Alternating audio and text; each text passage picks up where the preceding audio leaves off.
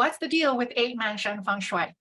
If you've been following or researching up on Feng Shui, you've probably come across the term of 八宅 Feng Shui or 8 Mansion Feng Shui. While it is considered a classical Feng Shui method, it is where my lineage is concerned, one of the most newbie friendly, but also one of the more ineffective ones. And there's a couple of reasons, and I'll go over that in this video. 8 Mansion takes the 8 directions and divides it into 4 lucky or auspicious directions and 4 unlucky or inauspicious directions. And where the 8 Mansion is applied to the house is based on the sitting direction of the house. And this also divides it into a west group or an east group. So for those of you who have been doing Hua calculations, you've probably heard of the term the west group, east group as well. The tricky bit about using 8 Mansion as a Feng Shui application is that for a family, for instance, you would have some family members belonging to the east group and some family members belonging to the west group. The real tricky situation comes when a couple, a married couple or a committed couple, let's say the husband is a west group and the wife is an east group, then there is no middle ground in finding a Feng Shui that would work for them. That is one drawback to 8 Mansions. Now, there is also some research that came up from some of the Feng Shui grandmasters who went back and researched on the ancient texts. The ancient text where 8 Mansion is the more prevalent topic is the text called 八宅明镜, meaning bright mirror.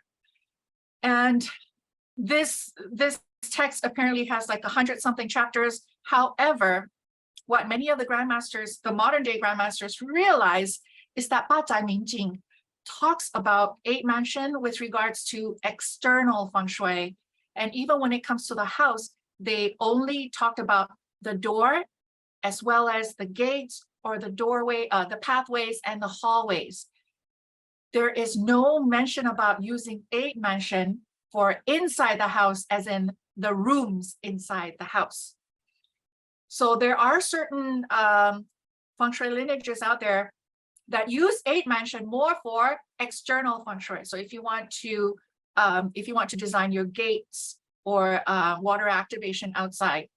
For my lineage, the 8 Mansion is taught as a theory, but we were told not to use 8 Mansion for application. Again, simply because in many instances, it's not applicable. Even if it is, the result is the weakest out of all the classical Feng Shui methods. And also, if you have East and West group, it is hard to kind of find a middle ground that would work for the whole family. And on top of that, there was also a Ming Dynasty text that also talks about 8 Mansion as in the direction that comes towards the house externally. But again, no mention about using 8 Mansion inside. So where 8 Mansion got molded into an internal Feng Shui method, I have no answers for you there.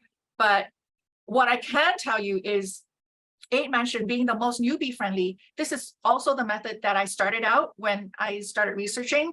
And I have found, especially now that I've been trained in other classical Feng Shui methods, I have found that 8 Mansion actually can put you into positions or Feng Shui facings that can actually trigger loss and ill health and all that. So 8 Mansion, again, where we are concerned, my lineage is concerned, we don't apply it. We know about it, but we don't use it simply because it's not effective. And therefore, for the remaining of this video series, this is the only video you're going to hear me talk about 8 Mansions.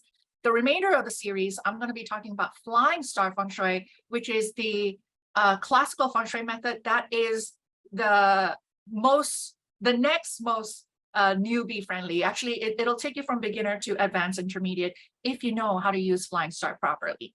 So again, this whole series, there's about 15 videos. Make sure you watch all of them. But if you want to watch the whole front to end in one sitting and you want the director's cut, click on the link in bio. I have a page set up for you where you can watch all of them with no interruptions.